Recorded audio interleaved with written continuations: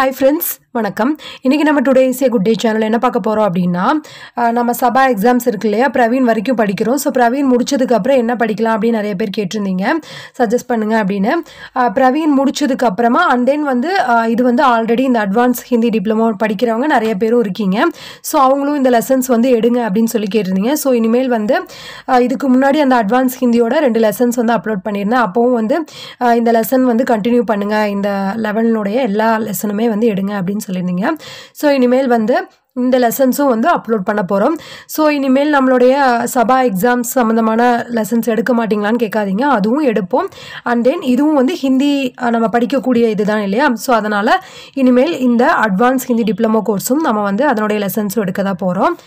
Okay, அதுவும் வந்து உடனே என்னால் எல்லாமே அப்லோட் பண்ண முடியாது, 1 by 1 தான் அப்லோட் பண்ண முடியும். ஓகேவா. ஸோ இப்போ இதனுடைய எலிஜிபிலிட்டி க்ரைட்டீரியா எல்லாம் என்ன அப்படின்றத பார்க்கலாம். அட்வான்ஸ் டிப்ளமோ கோர்ஸ் இன் ஹிந்தி அப்படின்னா இதுக்கு வந்து போதுமான ஹிந்தி நாலேஜ் இருக்கணும். ஓகேவா.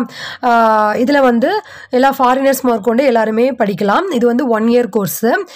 இது வந்து எப்போவும் அட்மிஷன் அப்படின்றது வந்து இப்போ வந்து பண்ண முடியாது. ஓகேவா. அப்ளை பண்ணுறது இப்போ பண்ணலாமான்னு கேட்காதீங்க, இப்போ வந்து பண்ண முடியாது.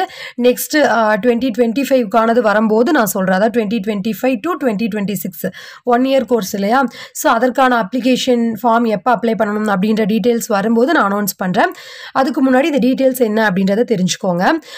உங்களுக்கு வந்து லாஸ்ட் இதுபடி சொல்லியிருக்காங்க 1/7/2024 இஸ் 14 years கம்ப்ளீட்டட். அந்த டைமில் வந்து உங்களுக்கு 14 years கம்ப்ளீட் ஆகிருக்கணும்னு சொல்லி 2024க்கு அப்ளை பண்ணவங்கள சொல்லியிருக்காங்க. 2025 வரும்போது அந்த இயரில் வந்து 14 year கம்ப்ளீட் அப்படின்ற மாதிரி வரும். ஓகேவா. இப்போது இதில் வந்து இதுக்கு நம்மளுக்கு 200 rupees டிடி எடுக்கணும். ஃபர்ஸ்ட் ஆஃப் ஆல் வந்து இதனுடைய அப்ளிகேஷன் ஃபார்ம் அப்படின்றது வந்து www.chd.education.government.in அப்படின்ற வெப்சைட்டில் போய் இந்த அப்ளிகேஷன் ஃபார்மை வந்து நீங்கள் டவுன்லோட் பண்ணிக்கலாம். ஓகேவா.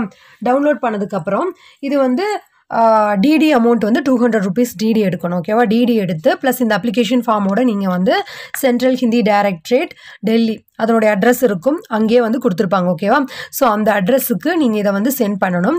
சென்ட் பண்ணிங்க அப்படின்னா அவங்க வந்து 4 கிட் இருக்குது. ஓகேவா. 2 பேப்பர் தான், first paper and second paper. அதில் 4 கிட் இருக்கும். கிட் 1 and 2 வந்து ஃபஸ்ட் பேப்பருக்கு, கிட் 3 and 4 வந்து செகண்ட் பேப்பருக்கு. ஸோ அதோட வந்து அசைன்மெண்ட்டும் கொடுத்துருப்பாங்க. அந்த அசைன்மெண்ட்டை வந்து இந்த புக்கில் இருக்கிற டீட்டெயில்ஸ் எல்லாம் வச்சு நீங்கள் அதை வந்து ஃபில் பண்ணி அந்த அசைன்மெண்ட் ஃபுல்லாகவே ஃபில் பண்ணி எகெயின் வந்து அந்த 4 கிட்டும் தனித்தனியாக அனுப்புறதும் இருக்குது, அதுக்கான டைமிங் இருக்குது. பட் நீங்கள் அப்படி பண்ணாமல் என்ன பண்ணுறீங்க அப்படின்னா ஒன்னாவே கிட் 1 2 3 4 எல்லாமே வந்து அட் அ டைமில் முடிச்ச உடனே நீங்கள் வந்து அந்த அட்ரஸுக்கு இதை சென்ட் பண்ணிடுங்க. ஓகேவா.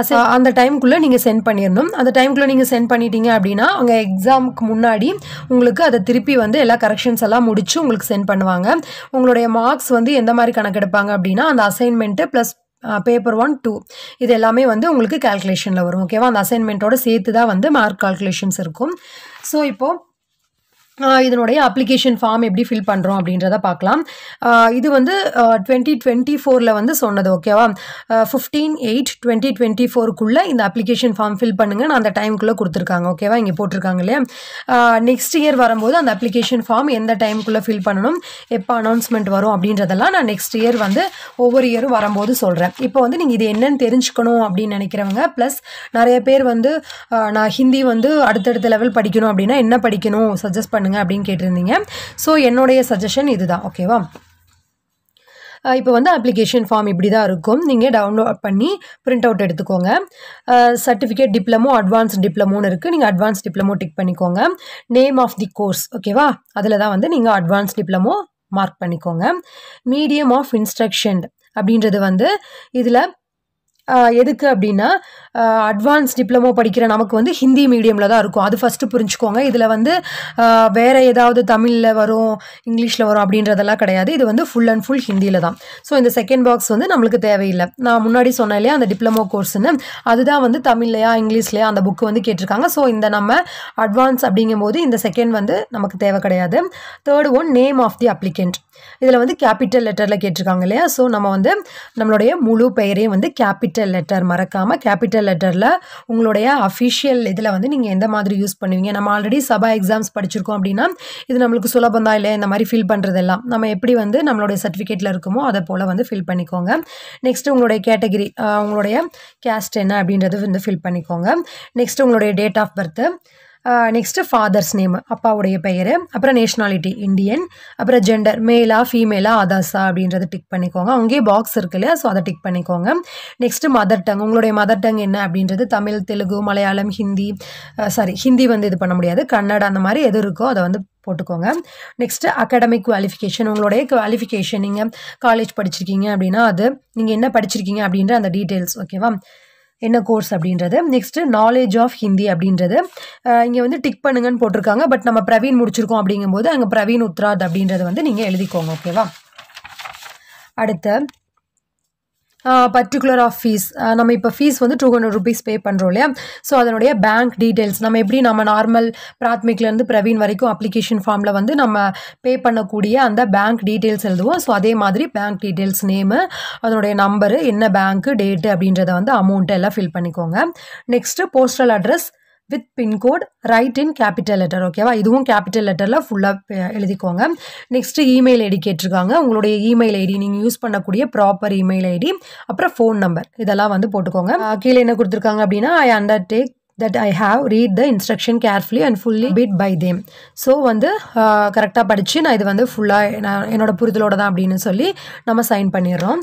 நெக்ஸ்ட்டு இந்த அப்ளிகேஷன் ஃபார்ம் வந்து எந்த அட்ரஸ்க்கு அப்படின்னு கொடுத்துருக்காங்க, the deputy director, department of correspondence courses, central Hindi directorate, west block, R K Puram, New Delhi ஓகேவா. இந்த அட்ரஸ்க்கு நீங்கள் வந்து இதை ஃபில் பண்ணி அனுப்பிச்சிருங்க. நீங்கள் அனுப்பிச்ச உடனே தான் அவங்க வந்து அசைன்மெண்ட்டு, அது மேபி 1 month அந்த மாதிரி ஆகும், அசைன்மெண்ட்டு சென்ட் பண்ணுவாங்க. அசைன்மெண்ட்டு மட்டும் இல்லை, அசைன்மெண்ட்டு ப்ளஸ் இந்த புக்கு, அப்புறம் உங்களுடைய ரோல் நம்பர்னு போட்டு ஒரு எல்லோ கலர் கார்டு மாதிரி பெரிய ஒரு கார்டு மாதிரி இருக்கும், A4 சைஸில் இருக்கும். அதில் வந்து உங்களுடைய ரோல் நம்பர், உங்களுடைய அட்ரஸ்ஸு, சென்ட்ரல் ஹிந்தி டைரக்டரோட அப்ளிகேஷன் வந்து ஓகே ஆகிருக்கு, நீங்கள் வந்து என்ரோல் ஆகிருக்கீங்க அப்படின்றத வந்து போட்டு ஒரு புக்கோட வந்து அது அட்டாச்சில் வரும். ஸோ அதுக்கப்புறமா நீங்கள் வந்து படிக்க ஆரம்பிச்சிக்க வேண்டியதான். நீங்களே தான் ஓனாக படிக்கிறீங்க இல்லையா, ஸோ படிக்க ஆரம்பிச்சுக்கோங்க.